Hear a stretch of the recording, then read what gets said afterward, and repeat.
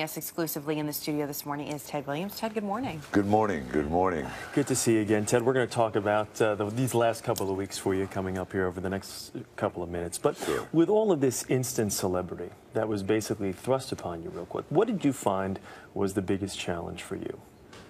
Trying to keep up and field all these possibilities of all of these job offers, and everything was just coming so fast, you know, and my manager, Alfred Battle, was taking as many calls as he could at the time, but it was just a challenge of just trying to keep a level head and possibly come to one decision, but there were so many to it. You know? And everybody's been so focused on that, and of course it brought you so much attention and a lot of good wishes.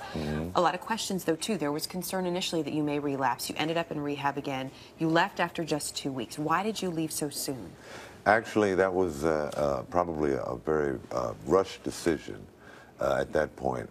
Going into rehab was a rushed decision. Yeah, it was too much too fast, and I was just not really focused on what I should be doing. And I love Dr. Phil. Let me just say that. I love him. His concerns and his caring will not go in vain. You know, I am definitely going to carry on. But I felt scripted. I was doing live phone-ins from rehab, you know, and I haven't known anyone to have done that before. You know, you're calling in, hi Ted, how's everything going? And instead, I'm supposed to be in various classes. The people at Origins, where he sent me, was a fine, fine facility, you know.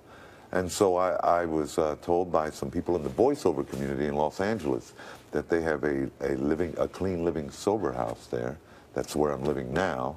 And I could work and do some voiceovers in California. And then it sounds like you're saying, too, in that facility, you're able to better focus on your rehab for you, not for the millions of people who want to know about it. Exactly. And the weight of the world was on my shoulders. I think I was just telling you a little while ago, I was walking in airports, you know, Ted, we're rooting for you, you know. Hey, Ted, don't let us down. Well, do you sense that you've got added responsibility now? Because you achieved the popularity that most people could only wish for in a very quick period of time, and people are rooting for you. And I think there's also a portion of people that think, oh, he's not going to make it. So no, I have a lot of people that are believing in me, and I think they're believing in me by way of prayers. And basically this time around, I want to focus on the Second Chance Foundation that we've established in Columbus, Ohio. And in light of the smearing campaign that they did with my manager or whatever, he is truly an example of second chance. And that's why he was picked for me to call. The first person, when the Dave and Jimmy show in Columbus, Ohio called me, and he was the first person I picked up because for over 25 years, he has been a successful concert promoter.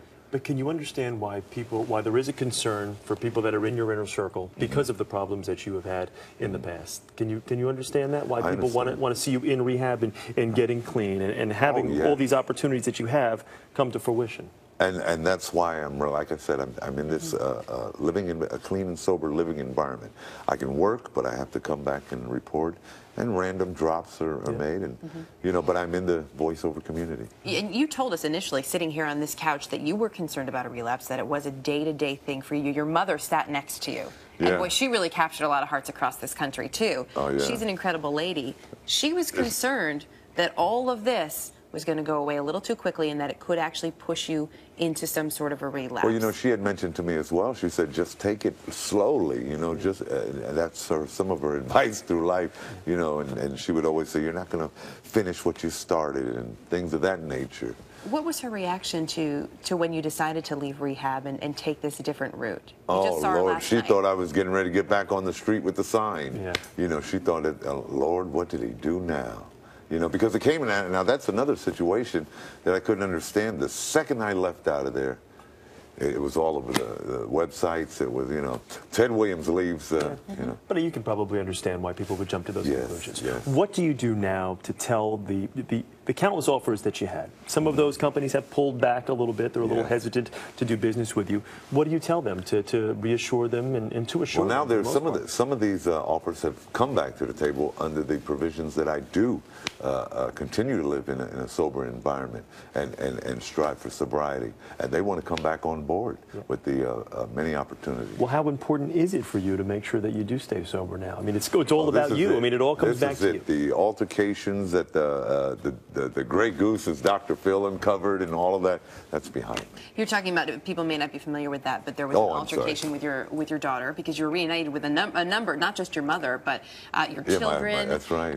Exes in your life. And that was a little too fast as well. At this point, with just a little bit of notoriety. I mean, with this big whirlwind of notoriety, and then trying to accomplish a based relationship with my kids, it was just. So where does the relationship stand with your children at this point? They love it, and now everybody, all of our hearts are all for one. Daddy, get well, and I've had the opportunity. The Lord has blessed me to be able to, kick them a few bucks now, be the stand-up father and an example of helping the needy. And you look a little different too, we should say. Yes, I have my teeth. I want to thank Dr. Kavitko in Columbus, Ohio, who made this smile possible. And you still got the voice. And when you're watching the early show. There you go. Does that help you, though, to have even this physical transformation? How does that help you as you are on this road to sobriety, this daily battle that you have? Does that inspire you? I'm going for the gusto. This move around, there's no more of these 5-minute interviews and waving on buses. All of that is behind me. Now I want to try to really focus on the Second Chance Foundation, at which I want to give back to what America has given me.